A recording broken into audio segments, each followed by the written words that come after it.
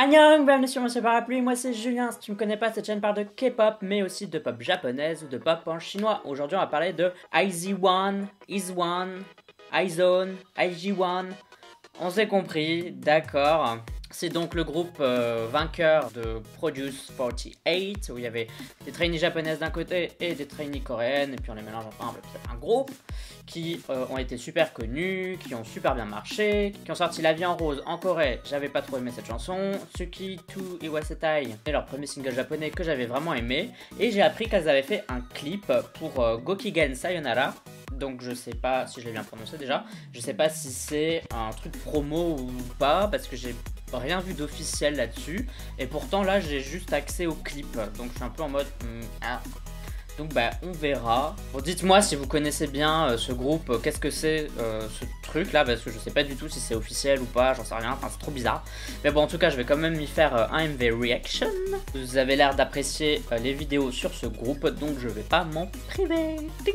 Bon, comme d'habitude ce sera mon avis à la première écoute. Si j'aime bien je dirai pourquoi, et si j'aime pas je dirai pourquoi aussi. Mais sachez que mon avis n'est jamais fixé. Allez c'est parti. Allez c'est parti, 3, 2, 1, piou. Ça a l'air d'être de la J-pop et j'adore la J-pop. Ça sonne hyper japonais. Enfin, comment on fait la musique au Japon. Bon, ça a l'air d'être un vrai clip quoi. Genre, c'est pas des bouts de trucs. Mais là, elles sont 7, on est d'accord? Je comprends plus rien.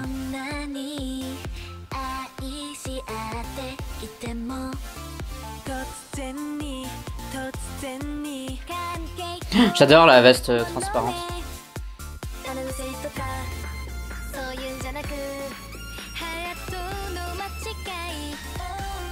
Ça leur va mieux ce style que La Vie en Rose, hein. 1000 fois mieux. Parce qu'elles sont jeunes et tout, et là genre elles sont fraîches quoi.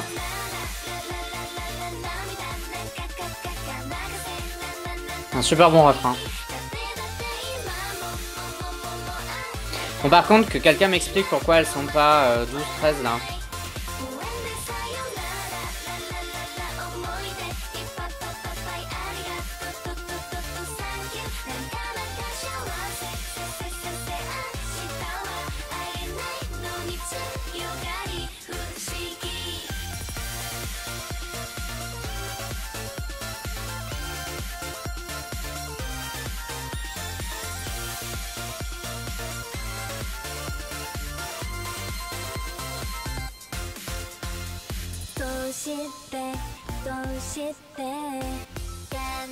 Je sais pas pourquoi il y a un effet sur la voix de la fille qui vient juste de chanter là.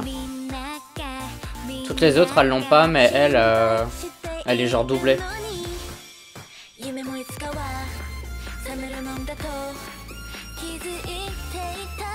Encore une fois. Putain, c'est chelou là, pourquoi ils ont fait ça sur elle.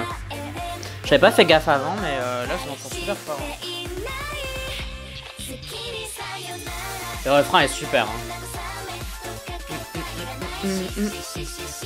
Ouais, j'adore qu'à chaque fois quand ils répètent un peu des mots comme ça dans les refrains, parce que je trouve que c'est super catchy et tout, et j'aime assez bien.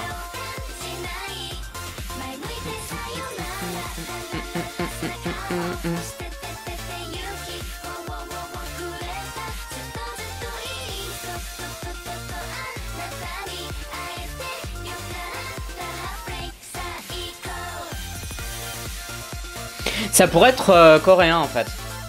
Ça fait très J-pop, mais moins que Tsuki to Iwasetai.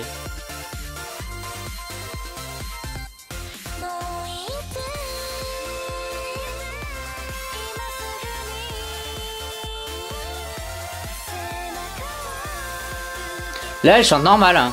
Ils ont pas doublé sa voix. Ça me perturbe à mort. Hein.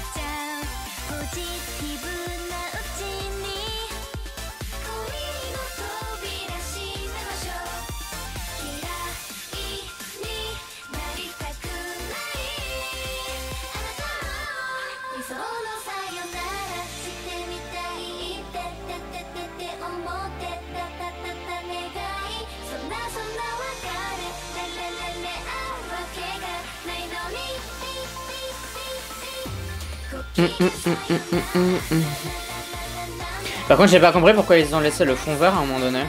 Le fond vert.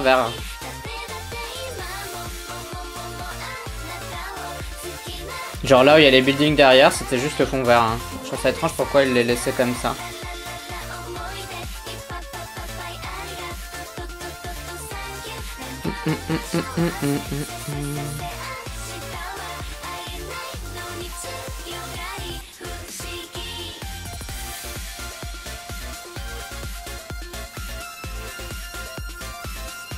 Ça fait très opening ou ending d'anime quand même.